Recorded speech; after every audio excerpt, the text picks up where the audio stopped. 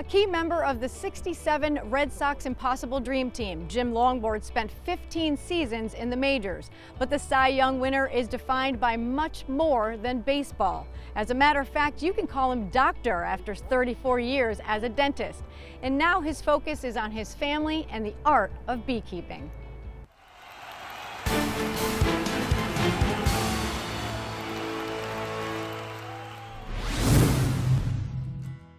It's getting harder and harder for Red Sox fans to remember a time when championships were just a dream.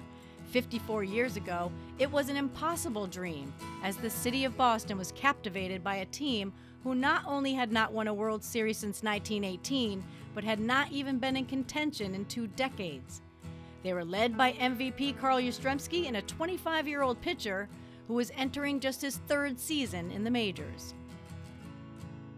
We never thought in spring training of '67 that it was going to happen. We had an inkling, I think, because we finished up so strongly in the 1966 season. We all went home that winter, I think, feeling that, you know, we've got something special going here. And through the course of that winter and everybody coming into spring training healthy, it all came to fruition. When did you know in that season that, you know, you were dubbed the Impossible Dream because, you know, the Red Sox had not done well for a while, but when did you know during that season, like, okay, we got something here? You know, that's kind of hard to pinpoint, but if there was one moment, I would say it's when we had a 10-game winning streak on the road, and we came back into Logan Airport, and this was before security, and our plane landed and the bus was there to meet us, but they said there's too many people on the tarmac. You're going to have to go to another part of the airport to see whether it was 5,000 or 10,000 people. That kind of cemented the fact that we had something special. Speaking of lack of security, take us to that final game of the regular season with the pennant on the line. For me, it was being in the right place at the right time. You know, obviously we won the game, but I think sometimes it's like being a little league player. If you envision where you want to be when you're a major league pitcher, you want to be on a field celebrating a momentous occasion with your teammates. Right. Little did you know that 20,000 people were going to jump the fences and come out on the field and celebrate with you. Right. Yeah, but you're being so modest because you pitched a fantastic game. You guys won the pennant, but the mob sort of guided you. They were all over you, and you end up losing your hat and a couple other things. They were looking for souvenirs, I think, right? Something like that. And I think the scariest thing is, you know, all the players are now in the clubhouse, and this crowd is taking me out toward Pesky Pole. And I'm saying, I don't want to go to Pesky Pole. I want to go back to the clubhouse. And there were 2 of Boston's finest grabbed me and pulled me through the crowd and got me into the dugout. Oh, we love them. We love the Boston police officers. Thank you. Saved Jim. Jim Lonborg won 22 games that year in a season that ended in Game 7 of the World Series. I read that you set yourself some personal goals prior to the '67 season, you know, to win 20 games, make the All-Star team, and pitch in a World Series. Do you feel like because you set yourself those personal goals that you can almost will yourself to get there? You know, I had talked with Rico Petrocelli. He had read that book, The Power of Positive Thinking. And I read quite a few chapters, and a lot of it made sense about writing down on a piece of paper, you know, what you want to accomplish, and then forget about it, and your subliminal mind will hold those thoughts and help create whatever work ethic you have to do to get there. And there was one thing along those lines was, in my glove, my A. Wilson A2000, before the World Series started, I wrote $20,000 in magic marker. So that every time I looked at my glove, I would see that $20,000. I put the ball in there and said, if things go well. Oh my God. That's incredible. Yeah. And that's what you would have got for a bonus, or? That would have been the World Series share. As opposed and what would the World Series share be today, I wonder? $500,000. $20,000. Well, speaking of the World Series, I mean, first of all, check for your 20 wins, All-Star game, and pitching in a World Series. I mean, that's got to be quite an accomplishment for you. But on to the World Series, 3 games out of the 7 What was your mentality, and did you know that you were going to have to put that much work in? No, I didn't, but we were just happy to be in the World Series. It's almost anticlimactic for us because to play a season like we did against the Twins and the White Sox, that was our year. Nobody gave us a chance when we got to the World Series, but once the World Series comes along, you're in good shape, you're not hurt, you get your normal rotation out there, and we had a heck of a team. Game 2, a one-hitter. Game 5, a three-hitter, both wins, and you were on 2 days rest in Game 7, but you still left everything on the field. Yes.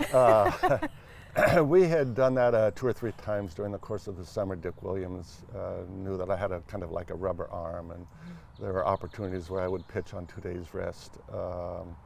And it wasn't a big deal. He just wanted like 5 innings out of me. So it wasn't unusual for me to do that, but we were facing a guy by the name of Mr. Gibson. So it just wasn't meant to be.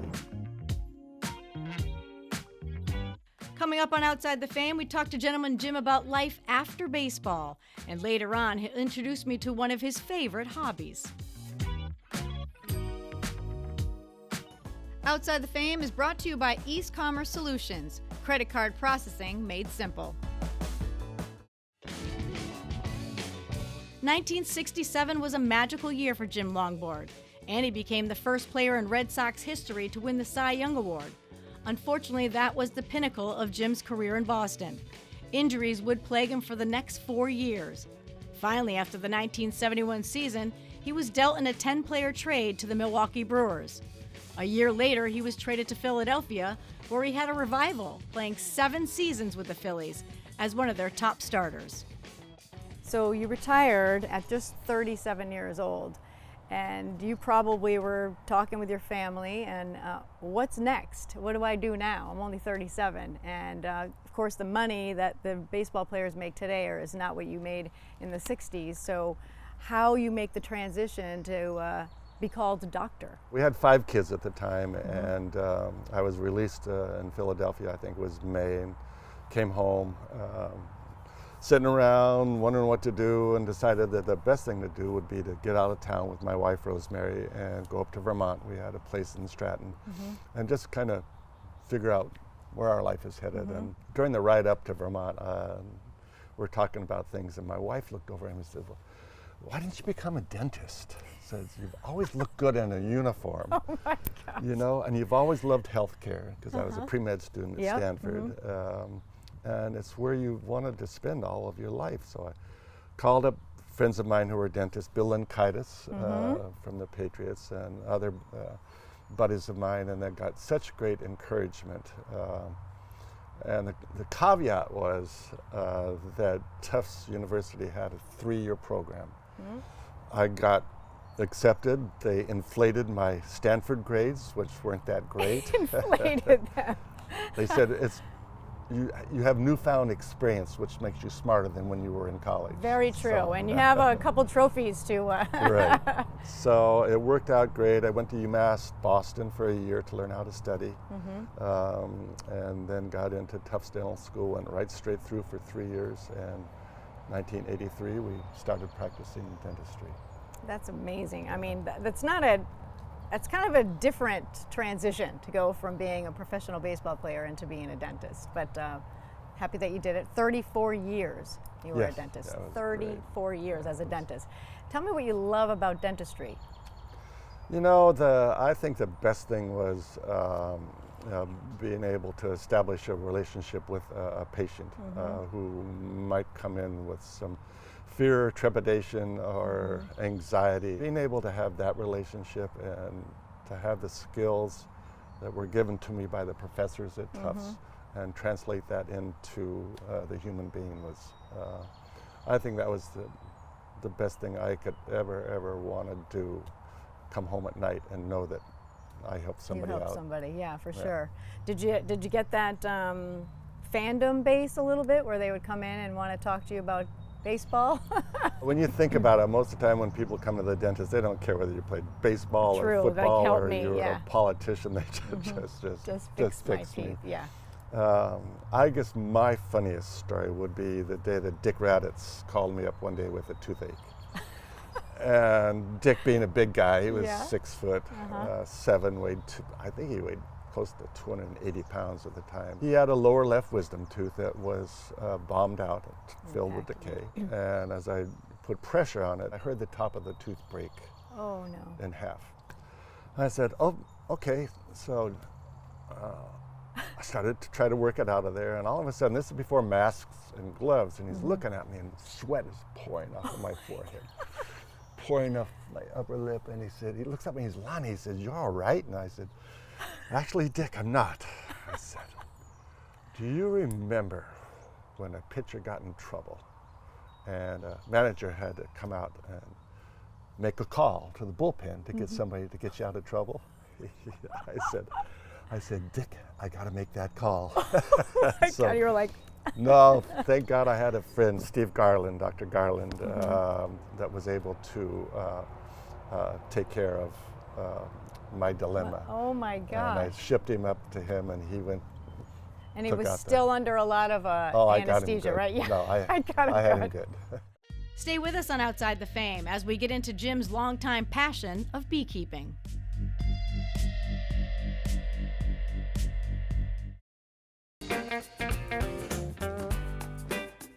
After a 14-year baseball career and a 34-year career in dentistry, you would think Jim Lonborg would slow down during his retirement years.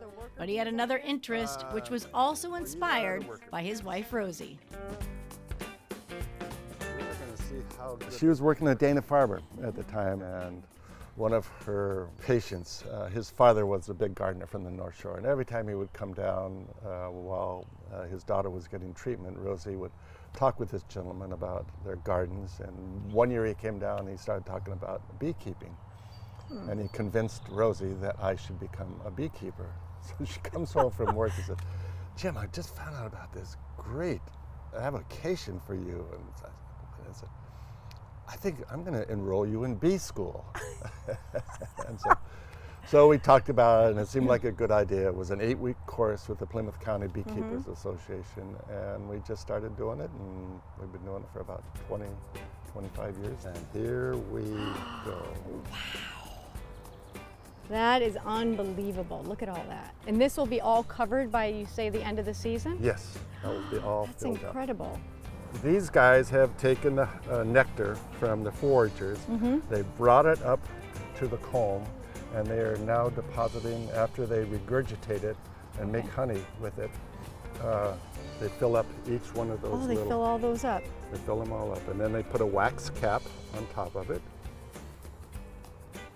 That is just so intriguing. Which one is your favorite? The one that doesn't sting me. There you go. How many times have you been stung?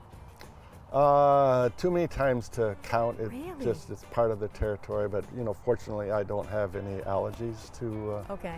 bee venom and stuff. So in fact, I got stung right here. Just 3 days ago, I was weed whacking around the hives, and one of them wasn't happy.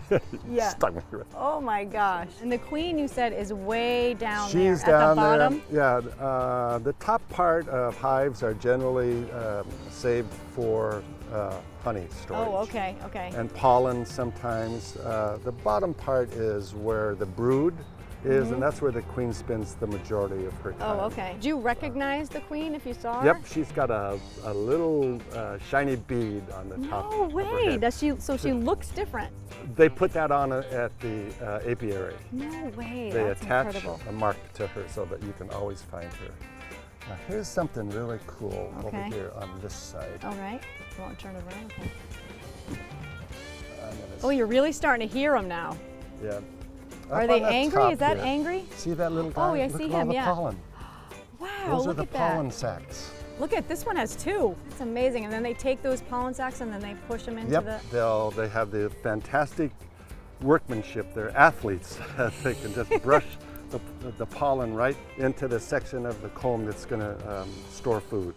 You can't help but get Yeah. totally immersed when you find out about what it means to become a beekeeper, when you find out what the history of bees are, and when you find out about what the bee civilization is like, and then the fact that you can have them in your, the comfort of your own home, and then the fact that you are able to reward yourself with all that work with the honey that they provide. So we just kept building and building, and I've got 3 hives here, and my son Nicky, who we got involved, he's got 3 hives over in Halifax.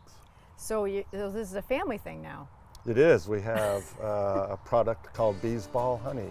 Bees Ball Honey, that's very creative. Was that again, Rosie? Did she come up with that? Of course she did. Don't go away. We still have much more with Red Sox legend Jim Lonborg when we return.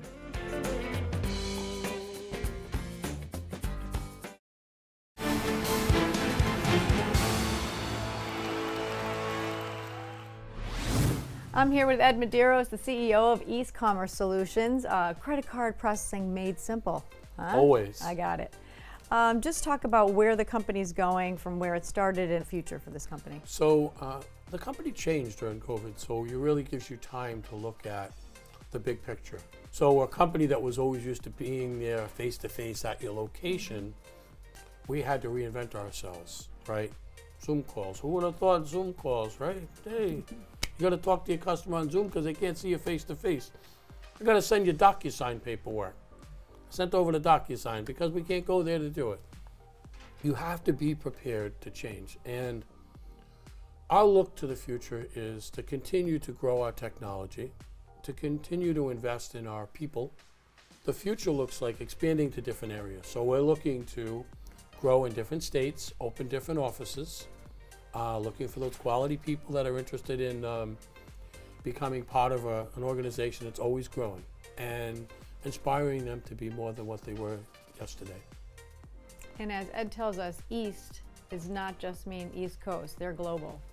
Right. Right? We are global. They're global. Actually, we have customers everywhere in the United States of America. Alaska and Hawaii covered too. Wow, really? Yeah. Try staying up late at night, take those calls. I'm going to shake it. Oh, really? Okay. Holy cow! That is intimidating. There you are. So earlier you were kind of telling me a story before about swarming. Tell us when that happened on this hive.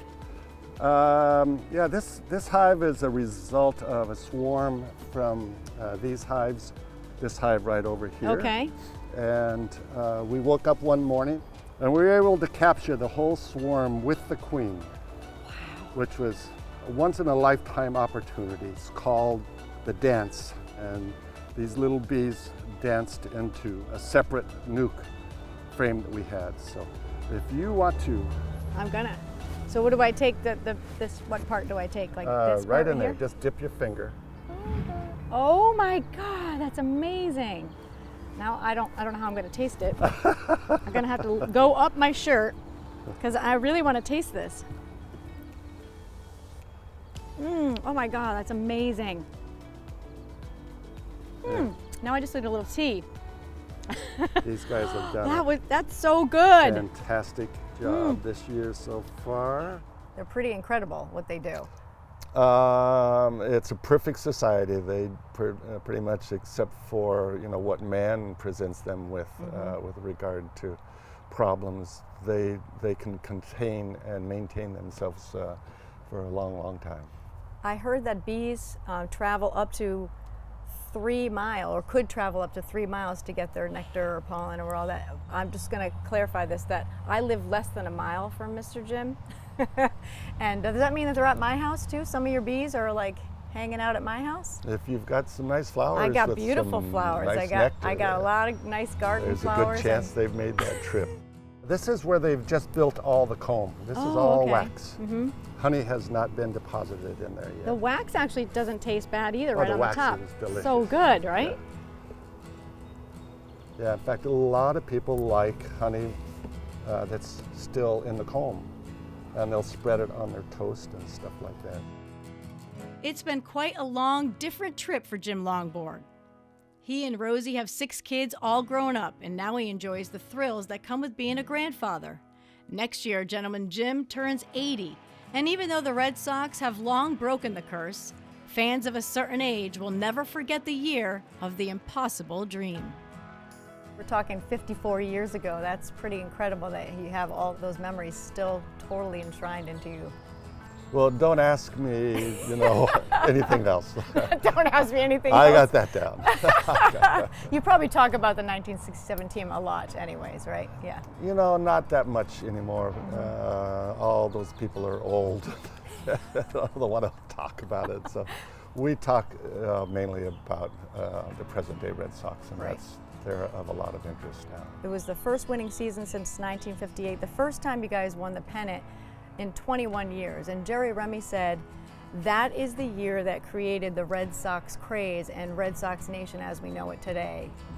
Yeah, I mean, that's pretty high honors to take that, right? I've always said that we were the spark that lit the fire for Red Sox Nation. We were just a smoldering little pile of ball players that all of a sudden, it created an energy, and that energy started that spark, and that spark started Red Sox Nation.